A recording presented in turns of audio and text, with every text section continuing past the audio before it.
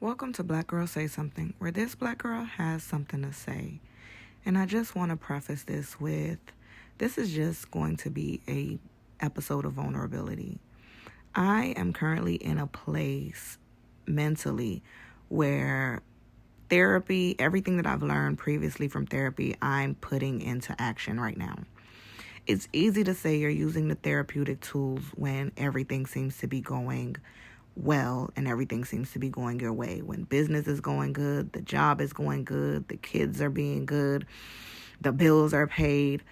But I'm in this place where I'm recognizing that while it's all great said and done, everything is kind of like falling apart, so to speak. Business is not going well. Of course, since having to leave that job, there has not been any prospects of a job.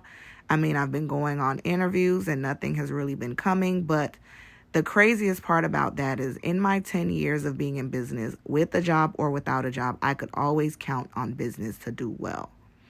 And I'm doing the things and I'm networking and I'm meeting the people and I'm giving out the business cards and I'm paving the streets and I'm hitting the ground running and I'm doing all of the things.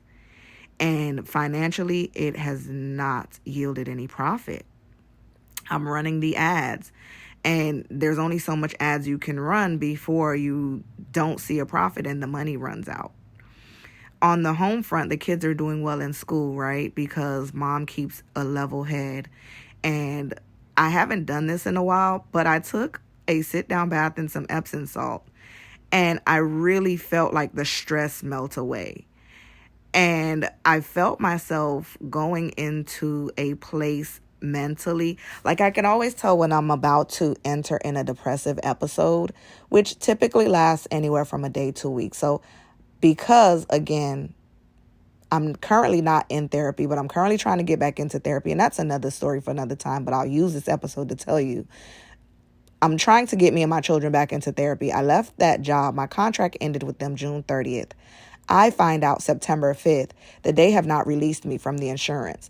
So the place where I'm trying to go to get therapy for me and my children cannot use the current insurance that we have because it still shows that we have the old insurance from a job that I no longer work at. So I've been dealing with the headache of that. And it's like, I left y'all for one of many reasons, but y'all are just bad business. I let the contract end to never return. And now I'm still having to deal with you all of these months later, which is adding to my stress. I'm in a place where I'm cooking for my kids every day because, again, I'm financially strapped. So there's that. But aside from that, they're doing well in school, right? I mean, it's still early, but I always tell them we have a mantra. It's not how you start, it's how you finish. And if you start good, you can maintain the habit of continuing to do well. So they're doing good in school. They're on their routines. They're doing the things that they need to do. So that alleviates a little bit of the stress off of me. But then I'm still a woman who has a cycle that when it comes, it takes her down. Like last month or earlier this month, it really took me for a drab. And again, this is just an episode of vulnerability. I just want to be able to get it out and not even necessarily vent, but I'm pretty sure that through the course of what I'm saying, it will help somebody else. And even as I listen back to it, once it airs, it will definitely bless me. And so with all of that going on, I'm still trying to figure out where does my help come from, right? It's like I'm praying, I'm meditating, I'm journaling, but I felt myself going into a space mentally. Typically, I can tell when I'm about to go into not such a good mental space by my diet.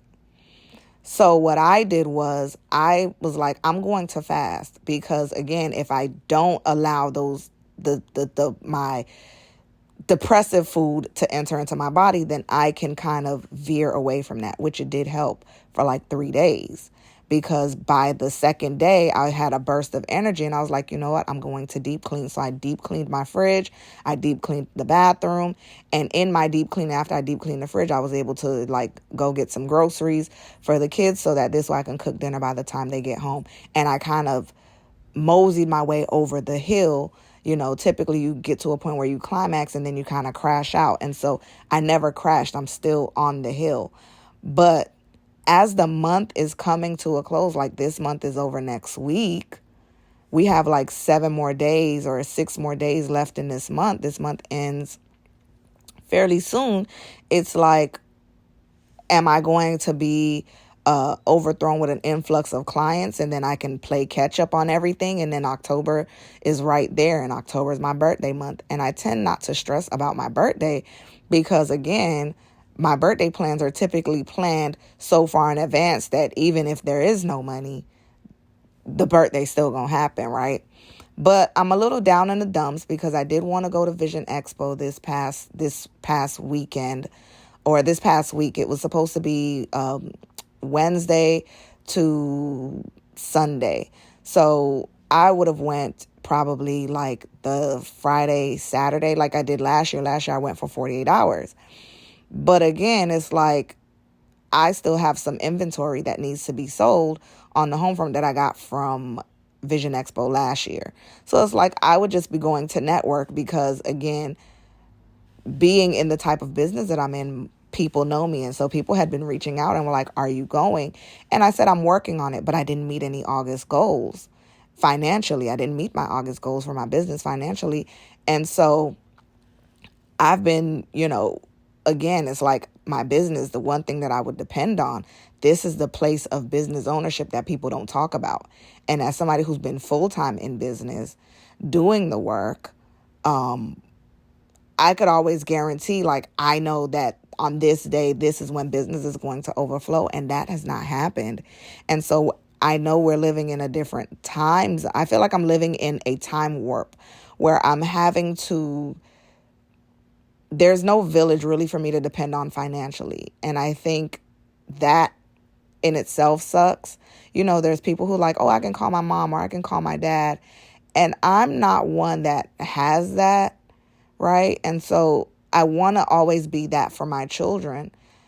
But currently right now, they're still small. So they don't have, as much of a financial, like they won't get into a financial crisis and say, oh, I can't call my mom right now.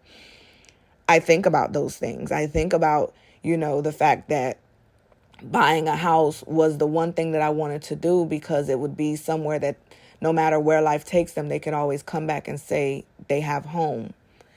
And to be in this place where I know that there is someone who went half on these children with me and they want me to not have this home. And it's like, if I don't have this home, then I have nothing, and I have nothing for my children to say, you know what, no matter where I go in life, if rent get too high, me and my roommates fall out, me and my spouse fall out, me and my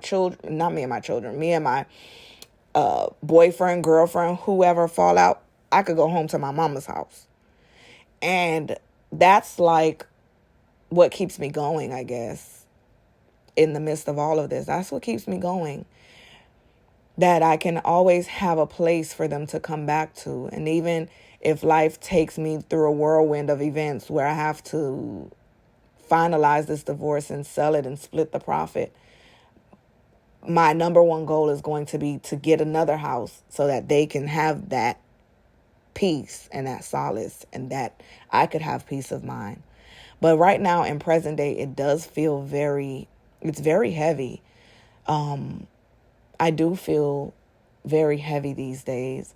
But I also have a feeling of everything is going to be okay. It's a very weird space to be in. And I know I've come to a place where if you really know me outside of this podcast stuff, you'll know I don't come from anything. I don't come from much. I definitely was not silver spooned. I definitely had to get it out the mud. I don't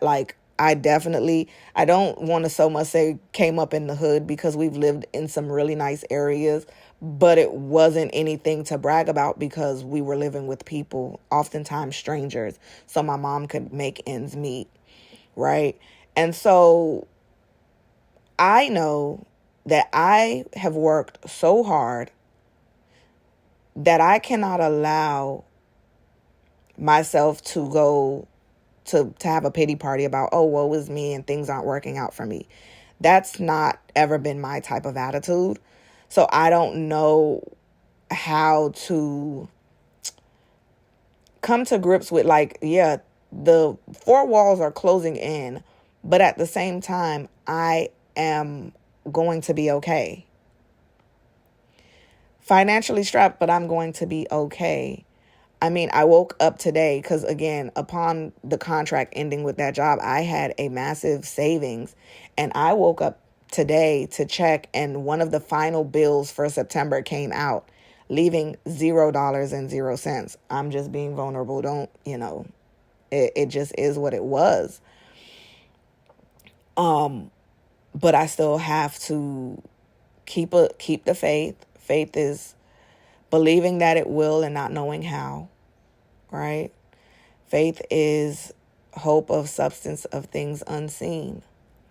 And so I have faith that my business, the one thing that I could always depend on, which is strange because I'm not one to depend on people, but my business is what I've always depended on, that even when things get a little shaky, if I'm a little short here on a bill or I'm a little short here, but it's now almost the end of the month and not one sale. And many people have reached out. Not that people aren't reaching out, not that the marketing isn't working, but I'm not quite sure, the economy is doing what the economy does.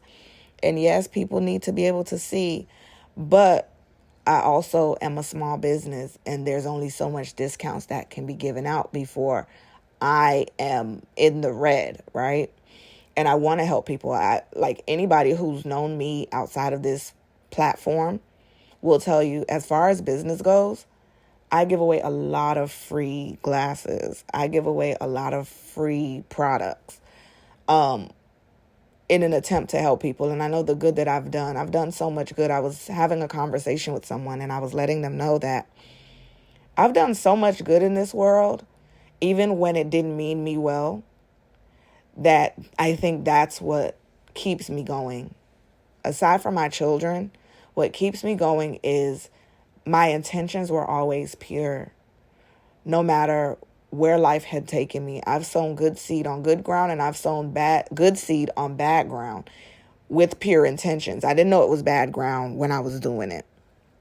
But in this life, I can only reap what I have sown. And I've sown good. And the life that I deserve is the life that I deserve to have because I seek out the good. I'm always seeing the good in a situation. And in this current situation, I'm seeing it, but I'm not feeling it. And I think that's where the disconnect is or the misunderstanding is.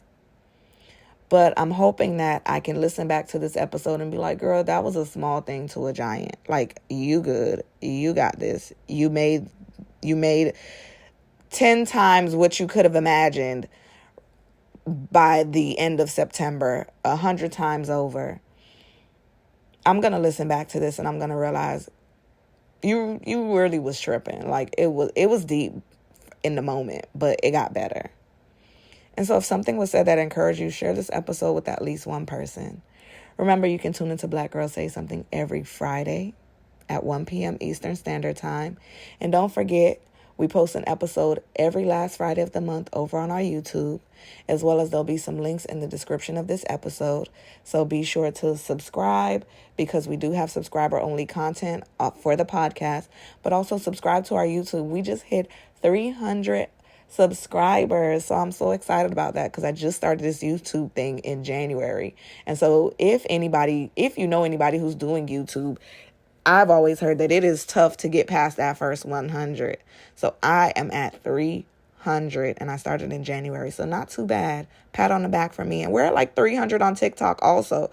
So that's 600 people within the community. And I know Spotify has an option for you to follow the podcast. I'm not quite sure how many followers we have there, but I'm always excited to see that Black Girl Say Something is getting out there and people are listening because this Black girl has something to say. So thank you for listening.